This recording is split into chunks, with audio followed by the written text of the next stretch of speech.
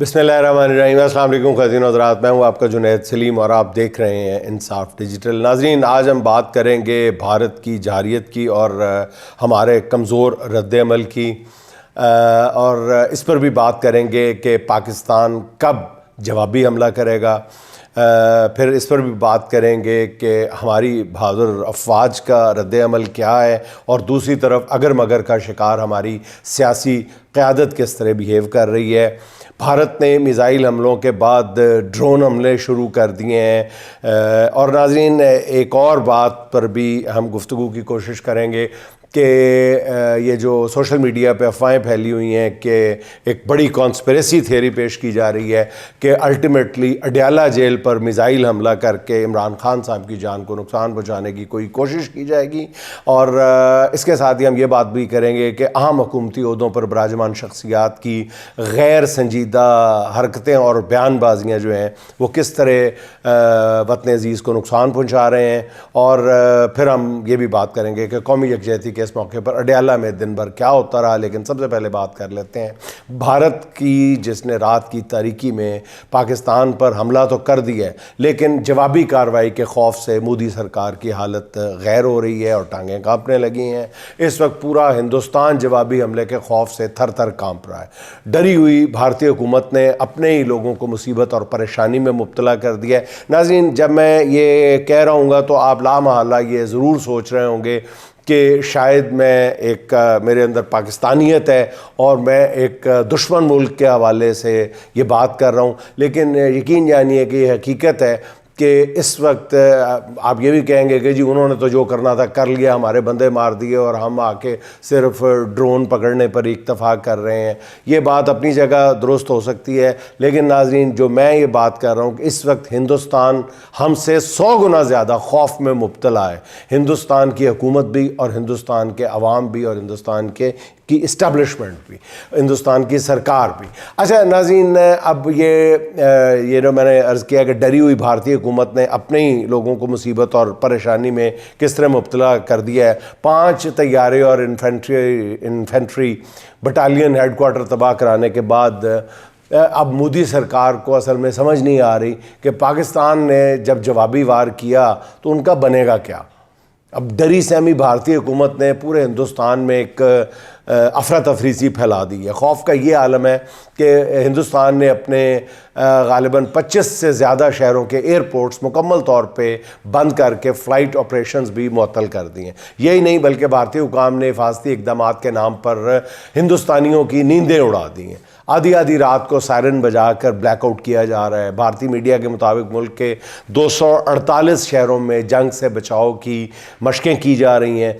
किसी भी वक्त पाकिस्तानी हमले के खौफ से भारतीय शहरी जो हैं वो ज़हनी मरीज़ बन चुके हैं हमले के खौफ से। नाज़रीन, इस वक्त दोनों मुल्कों के दरमियान बहरहाल एक मिलिट्री माइट का मुकाबला तो अपनी जगह है, लेकिन ये हकीकत भी एक बहुत बड़ा सच है कि दोनों मुल्कों के जो सफारती राब्ते हैं या सफारती लड़ाई है वो भी एक पिवटल पॉइंट या बुनियादी नुक्ता बन चुका है उनकी कोशिशों का। इन राब्तों में भी नाज़रीन हमें ये तस्लीम करना पड़ेगा कि हिंदुस्तान को एक बहुत बड़ा एडवांटेज हासिल है कि वहाँ पे एक हकीकी जमहूरी मुंतखब हुकूमत मौजूद है जो मामलात खुद चला रही है, जबकि हमारे यहाँ के जाली हुक्मरानों को दुनिया किसी तौर भी सीरियसली लेने के लिए तैयार नहीं है। वो नाज़रीन, एक बेकरी पर खूबसूरत मॉडर्न सी खातून केक्स के बारे में पूछती है। सेल्समैन उसको बहुत इज्जत और तकरीम के साथ बताता है कि मैडम ये ब्लैक फॉरेस्ट विद आलमंड है, ये हनी हेज़लनट है, ये 3 मिल्क चीज़ है। वो खातून एक केक लेती है और साइड पर हो जाती है। उसके बाद एक गरीब सा बंदा मैले कुचैले कपड़ों में उसी सेल्समैन से पूछता है, भाई कौन कौन सा केक आपके पास है? तो वो जवाब देता है, सज्जे पासे वाले 300 रुपये वाले ने, ते खब्बे पासे वाले 450 वाले ने। तो नाज़रीन, हमारे हुक्मरानों का हाल भी उसी गरीब की तरह है और दुनिया हमें उसी गरीब की तरह डील और ट्रीट कर रही है। और दूसरी तरफ आप ये देखें कि ये लड़ाई की जब बात आती है, बार बार दुनिया जो है वो इसको जब लड़ाई कहती है, और अमेरिका की जैसे पेशकश हमारे सामने आई है कि ट्रंप से लेकर और आज भी शहबाज शरीफ साहब का अमेरिकी हुकाम से जो राब्ता हुआ है उसमें कहा गया है अमेरिका की तरफ से कि हम आपकी सुलह करवाने के लिए तैयार बेकार है। तो मुझे वो अपने दोस्त नसीम विक्की की बात याद आती है कि वो कहता है कि हमारे दो अदाकार आपस में कोई झगड़ा होता है तो मैं दोनों से कहता हूँ कि यार मैं आपकी सुलह करवा देता हूँ। तो उसमें से एक अदाकार मुझे कहता है कि भाईजान सुलह वहाँ होती है जहाँ लड़ाई हुई हो, लड़ाई नहीं हुई, उसने मुझे मारा है। तो भाईजान बात ये है, अमेरिका बहादुर दी ग्रेट, कि उन्होंने हमें मारा है, हमारे बंदे शहीद किए हैं और 2, 4, 5, 10 नहीं 30-35 लोगों को शहीद कर दिया है। इसलिए लड़ाई में ये कोई लड़ाई नहीं है, ये हमला है। अभी तक उन्होंने हम पे हमला किया, हमने कुछ नहीं अभी तक किया। नाज़रीन, भारत का हमेशा से ये खौफ रहा है, कभी आप नोट फरमाएं, कि अगर उसने पाकिस्तान के खिलाफ कार्रवाई की तो पता नहीं पाकिस्तान का जवाबी रद्द अमल क्या होगा। ये उसका बहुत पुराना खौफ है। 2019 में पाकिस्तान ने जिस तरह भारतीय फ़ौज का तमाशा बना के रख दिया था और उसके एक पायलट को गिरफ्तार किया, पूरी दुनिया में उसे रुस्वा करके रख दिया था, उसके बाद से पाकिस्तान की जवाबी कार्रवाई का खौफ और भी ज़्यादा बढ़ गया है और ये खौफ अभी तक बरकरार है। मगर ये पहली बार हुआ है कि ऐन जंग के दौरान हमारा एक वज़ीर कहता है कि भारत को मुंह तोड़ जवाब दिया जा चुका है, अब वो अगर मज़ीद कार्रवाई नहीं करेगा तो हम भी नहीं करेंगे। इस एक बयान से यूं लगता है कि मोदी सरकार की परेशानी काफ़ी हद तक ख़त्म हो गई है और उसी का नतीजा है कि भावलपुर, मुरीद के शकरगढ़ जैसे इलाकों के बाद भारत ने गुज़िश्ता रात जो है वो चकवाल, गुजरांवाला, लाहौर और कराची में भी जारियत की है। आज लाहौर में ड्रोन या मिसाइल हमला जो की बातें हैं नाज़रीन, वो इंतहाई ख़तरनाक डेवलपमेंट है, इंतहाई ख़तरनाक डेवलपमेंट है। हमारी हुकूमत का कहना है कि उसने भारत के 25 ड्रोन मार गिराए हैं। भारत को तसल्ली बख्श नाज़रीन, अगर जवाब ना दिया गया तो यकीन जानिए आइंदा भारतीय फ़ौज जो है वो पूरे पाकिस्तान को अपनी चरागाह बना लेगी। मेरा ईमान की हद तक इस बात पे यकीन है कि अगर इस मौके पे जवाब ना दिया गया तो हम बेचारगी की और बेबसी की तस्वीर बन के रह जाएंगे।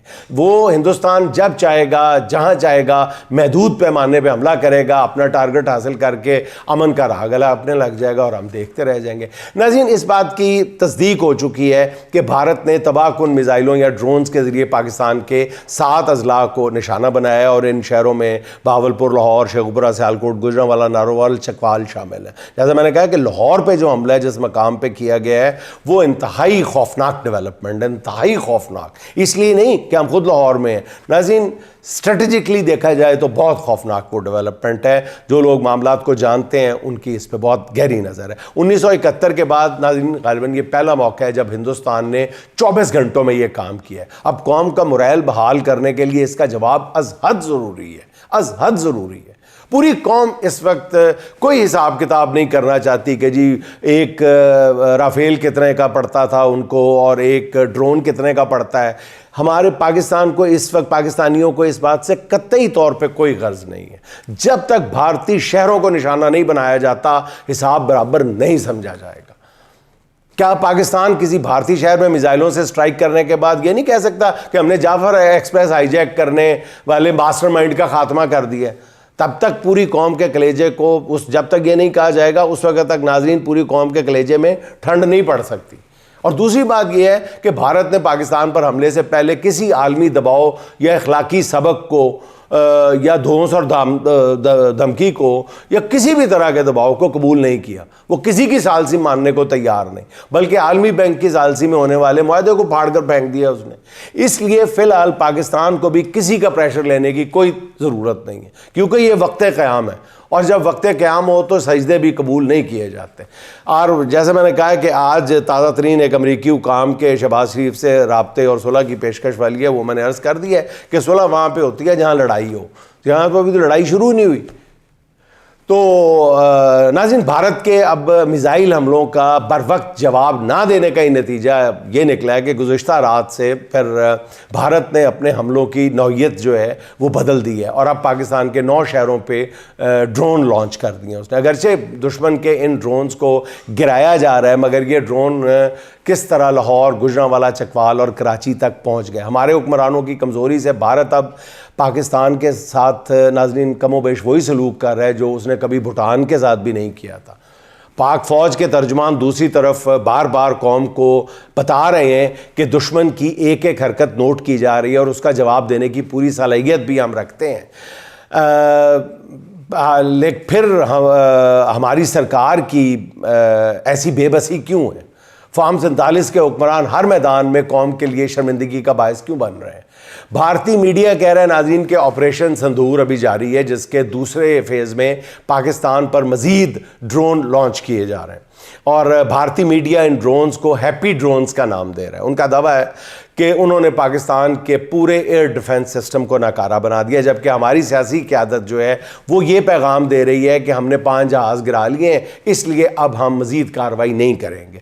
दूसरी तरफ पूरा शरीफ ख़ानदान खामोश है, जिसने बदतरीन जारियत के बावजूद मोदी के ख़िलाफ़ एक लफ्ज़ नहीं कहा। अजीम कायद मियां मोहम्मद नवाज शरीफ साहब ने तो भारतीय मिसाइलों का निशाना बनकर शहीद होने वालों से मुतालिक एक ताज़ियती बयान तक जारी नहीं किया। और नून लीग दावा करती थी कि हमारे कायद ने अमरीकी दबाव को मुस्तरद करके 5 एटमी धमाके कर दिए थे। कहाँ गई वो बहादुरी जनाब? अल्लाह भी मतलब गलत बयानी करने वालों को कैसे कैसे बेनकाब करता है। आज देख लें वो जो मुलाकात जिसको बार बार टीवी पे दिखाया जा रहा है, बाप बेटी और भाई की जो मुलाकात है, अनोखी और अजीबोगरीब हरकतें उसमें दिखाई जा रही हैं।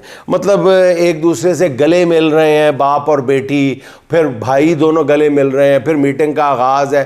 भाई एक ही घर में आप लोग रहते हैं, बाप और बेटी एक ही घर में रहते हैं, फिर गले मिलने का मनाजर क्यों दिखाए जा रहे हैं? आप किसी दूसरे मुल्क से तशरीफ़ लाई हैं या मियाँ साहब किसी दूसरे मुल्क से तशरीफ़ लाए हैं, 6 माह के बाद जो मुलाकात हो रही है फिर बैठे हुए दिखाया जा रहा है। ये तो शर्मिंदगी का मनाजर है। ये जमहूरियत का चेहरा है कि एक मतलब जिसके पास कोई ओहदा नहीं है वो शख्स बैठा हुआ चेयर कर रहा है, एक तरफ बेटी बैठी हुई, एक तरफ भाई बैठा हुआ, वज़ीर आला बेटी और वज़ीर आज़म भाई बैठा हुआ। नाज़रीन, पूरी कौम के इस सख्त रद्द-ए-अमल के बाद शाम के वक्त वज़ीर दिफा ख्वाजा आसिफ साहब का ये बयान सामने आ गया कि भारत के ड्रोन हमलों के बाद पाकिस्तान का भारत पर हमला यकीनी हो गया और उन्होंने कहा कि भारत ने पाकिस्तान को बंद गली में पहुंचा दिया। ख्वाजा साहब ने कहा कि पाकिस्तान भारत में सिर्फ फ़ौजी तनसीबात को निशाना बनाएगा। पता नहीं क्यों मीडिया को इंटरव्यू देते हुए भारत को अपना पूरा जंगी प्लान बताने की ज़रूरत पेश आ गई। जंग में सबसे अहम चीज़ जो होती है वो सरप्राइज एलिमेंट ही होता है, मगर ये बात हमारे वज़ीर दिफा को कौन समझाए? ख्वाजा आसिफ और पता नहीं क्या वो अगले 2-4 दिन में बोंगियाँ मारते हैं। लेकिन नाज़रीन, मैं अपने ज़राए से ये किसी हद तक ये तस्दीक करके आपकी खिदमत में अर्ज़ कर देता हूँ कि अगले 24 से 48 घंटे बहुत अहम है और ये भी हो सकता है कि पाकिस्तान जो है वो शायद आज या कल रात जवाबी हमला किसी अंदाज में करे। इसके लिए 1 या 2 मुल्क जो अमेरिका बहरहाल नहीं है, नाज़रीन मैं फिर ये रिपीट कर देता हूँ, अमेरिका बहरहाल नहीं है, दोस्त मुल्क बल्कि इस्लामी मुल्क, उनके इल्म में लाने के बाद शायद कोई कार्रवाई करे, उनको एतमाद में लेकर शायद पाकिस्तान अगला कदम उठाए। नाज़रीन, जब से भारत के ख़िलाफ़ कशीदगी शुरू हुई है, ये जो ख्वाजा आसिफ साहब जिनका मैं जिक्र कर रहा हूँ, मुसलसल पाकिस्तान के लिए शर्मिंदगी और सुबकी का बायस बने हुए हैं। पहले उन्होंने कहा कि पाकिस्तान 30 साल तक दहशतगर्दों को पालता पोसता रहा है और उनके इस बयान को भारत ने, जैसा हमने जिस खदशे का इज़हार किया था, एग्जैक्टली उसी तरह पाकिस्तान के ख़िलाफ़ चार्जशीट बनाकर बाकायदा हमला किया हुआ है। आज भी भारतीय दफ्तर ख़ारजा की जानिब से मीडिया ब्रीफिंग में ख्वाजा आसिफ के हालिया बयान और नवाज़ शरीफ के अजमल कसाब वाले बयान को सबूत के तौर पे पेश किया है और वो खुद इकरार कर रहे हैं जिसमें कि पाकिस्तान का दहशतगर्दों के साथ क्या ताल्लुक़ है। और गुज़िश्ता रोज़ फिर आप देखें कि ख्वाजा आसिफ ने कहा है कि पाकिस्तान ने कई भारतीय फ़ौजी कैदी बना लिए हैं, हालांकि DG ISPR साहब ने ऐसी कोई बात सिरे से की ही नहीं है। इसके बाद CNN को इंटरव्यू देते हुए ख्वाजा आसिफ कौम के लिए नई शर्मिंदगी पैदा कर रहे हैं। CNN की एंकर ने ख्वाजा आसिफ से पूछा कि आपका दावा है कि आपने भारत के 5 तैयारे मार गिराए हैं, इसका कोई सबूत है आपके पास? इस पर ख्वाजा आसिफ ने कहा कि इसके सबूत सोशल मीडिया पे मौजूद हैं। पहली बात तो ये है कि ख्वाजा साहब, ये वही सोशल मीडिया ना जिसको आप गालियां देते नहीं थकते थे, जिसको आप कहते थे कि इस सोशल मीडिया ने कौम को बदतमीज़ बना दिया है। इसी सोशल मीडिया पे आपने पाबंदियां लगाई हुई थी, आज उसी सोशल मीडिया का हवाला देना पड़ रहा है और वो भी इतने बड़े चैनल को। ये नाज़रीन ज़रा सोचिए कि ये एक मुल्क का वज़ीर दिफा दुनिया के सबसे बड़े न्यूज़ चैनल पर बैठकर अपने जंगी कारनामों की हकीकत बता रहा है। हालांकि इसके जवाब में सिंपली ये कहा जा सकता था कि जनाब हमारे DGISPR ने भारतीय तैयारे गिराए जाने के मुकम्मल शवाहिद जो है वो इंटरनेशनल मीडिया से शेयर कर दिए। लेकिन जुगतों की दुनिया में रहने वाले ख्वाजा आसिफ कोई भी मुनासिब जवाब नहीं दे सके। मेरी अपील है कि कोई रात गए, मतलब कोई किसी वक्त भी खुदा के लिए इस नाजुक वक्त में ख्वाजा साहब के इंटरव्यूज़ जो हैं वो कम अज़ कम सेंसर करके नशर किए जाए, क्योंकि उनका लावालीपन जो है वो पूरी कौम को शर्मसार करने के लिए काफ़ी है। अब ख्वाजा साहब की ताज़ा हरकत भी मुलाज़ा फरमाए, जिसमें उन्होंने AI से बनी एक फोटोशॉप्ड मूवी की एक तस्वीर शेयर की है, जिसमें लिखा हुआ है, मोदी के बारे में एक तस्वीर शेयर की है जिसपे लिखा हुआ है कि मोदी राफेल दा मलबा बिलालगंज विच वेचण जांदा पिया, समथिंग लाइक दिस। अब पाकिस्तानी शहरों पर भारतीय मिसाइल हमलों पर 31 मासूम शहरी शहीद और 57 ज़ख्मी होने के बाद पाकिस्तान का वज़ीर दिफा मोदी को ट्विटर पे सस्ती जुगतें लगा रहा है, बजाय ये कि वो इसकी संगीनी से दुनिया को आगाह करे, और वो इस तरह की जुगतबाजी कर रहा है। ये वो हीरे हैं नाज़रीन जिनको चुन चुन कर पाकिस्तान पर मुसल्लत किया गया है। इस तरह की हरकतें, बिल्कुल एग्जैक्टली ऐसी हरकतें जो हैं वो नायब वज़ीर आज़म इसहाक डार साहब भी किए चले जा रहे हैं। फंबल पे फंबल हो रहे हैं, लफ्ज़ लड़खड़ा रहे हैं, ठीक तरह से बात नहीं हो रही उनसे, अजीबो गरीब से बिल्कुल बेजान सी गुफ्तगू कर रहे हैं। पहले उन्होंने कहा कि हमने तहम्मुल का मुजाहरा किया वरना हम भारत के 5 नहीं 15 तैयारे गिरा सकते थे, और फिर उन्होंने फरमाया कि हमें रात 10 बजे ही भारतीय हमले के बारे में पूरी तरह पता चल चुका था, यानी हमले से तकरीबन 3 घंटे पहले भारतीय जारियत का मंसूबा इल्म में आ चुका था। ये कौन कह रहा है? ये इसहाक डार साहब कह रहे हैं। लेकिन उन्होंने कहा जी गहरी खामोशी के बायस फ़िज़ाइया को जनरल कॉल नहीं दी जाती। इसहाक डार साहब इस तरह की गुफ्तगू करके आप क्या साबित करना चाहते हैं? बरसरे-आम जानबूझकर ऐसी गुफ्तगू कर कर आप दानिस्ता या नादानिस्ता तौर पर अपनी मुसल्लह अफवाज को कटहरे में खड़ा करना चाहते हैं। निहायत चालाकी से ये पैगाम तो नहीं दिया जा रहा कि जी सारे मंसूबे का पता चलने के बावजूद फौज ने बर वक्त कार्रवाई नहीं की। अगर दानिस्ता तौर पर यह पैगाम कहीं पहुंचाया जा रहा है तो ये ऐन जंग के दौरान बहुत ही ख़तरनाक हरकत है, और अगर बेअक्ली में बात की जा रही है तो फिर उनको होश के नाखुन लेने की ज़रूरत है कि मुल्क इस वक्त हालत जंग में है। इस दौरान आम ओहदों पर मौजूद अफराद की तरफ से कोई भी ढीली सी बात भी जो है बहुत बड़ा नुकसान पहुँचा सकती है। नाज़रीन, इस नाजुक घड़ी में जब दुश्मन पूरे मुल्क पर हमला आवर है और कौम को इत्तेहाद की अशद ज़रूरत है, ऐसे में मुतालबा किया जा रहा है कि अडयाला जेल के दरवाजे खोले जाए, इमरान खान को रिहा किया जाए और मुल्क में कौमी यकजहती का माहौल बनाया जाए। लेकिन इसके बिल्कुल बरक्स पंजाब पुलिस की मुस्तैदी देखें कि उसने आज भी रुकावटें खड़ी करके अडयाला जेल जाने वाले रास्ते ब्लॉक कर दिए। अडयाला जेल से चंद किलोमीटर के फासले पर पिंडी स्टेडियम के सामने भारतीय ड्रोन आकर गिरा है, जिसके जवाब में हमारी तैयारी ये थी कि कोई भी अडयाला जेल में इमरान खान से मुलाकात ना करने पाए। पंजाब पुलिस ने वज़ीर आला अली अमीन गंडापुर को भी अडयाला जेल जाने से रोक दिया। इस मौके पे फिर अली अमीन की पुलिस एहलकारों से तलब कलामी भी हुई है और गंडापुर ने कहा है कि वो एक सूबे के वज़ीर आला है, उनके पास इमरान खान से मुलाकात के लिए अदालती ऑर्डर्स भी मौजूद है। अब सीधी बात है कि अदालती ऑर्डर किस किस के पास मौजूद थे और उसके साथ अडयाला के बाहर क्या क्या हुआ है सब जानते हैं। वही जब उन्होंने ये बात की है तो पंजाब पुलिस के शेर जवान ने एक भी नहीं सुनी। हस्बे दस्तूर, हस्बे कानून कहना चाहिए, हस्बे मामूल कहना चाहिए। दूसरी तरफ पंजाब हुकूमत ने कौमी यकजहती के लिए एक और बड़ा कदम उठाया है। उसने अदालत में दरख्वास्त दी है कि वो 9 मई के मुकदमात में इमरान खान का पॉलीग्राफिक और फोटोग्रामेटिक टेस्ट करवाना चाहती है। इन टेस्टों का ख्याल नाज़रीन ज़हन में रहे कि पंजाब पुलिस को ठीक 2 साल बाद आया।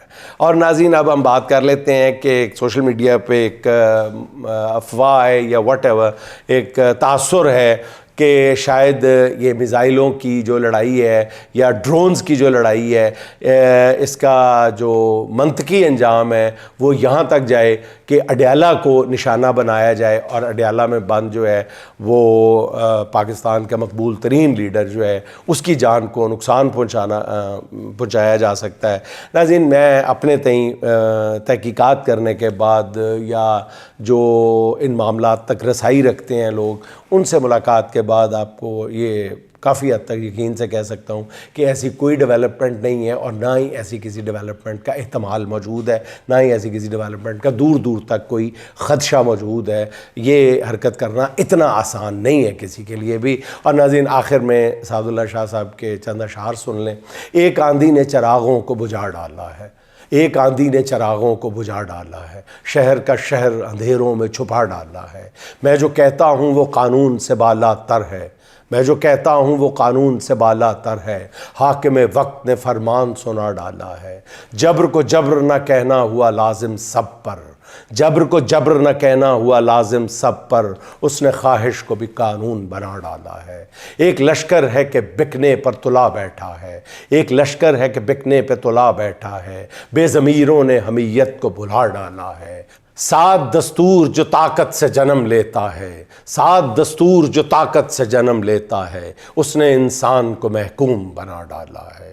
नाज़रीन, खुश रहें, खुश रखें। आपसे मुलाकात होगी इंशाअल्लाह अगले व्लॉग में।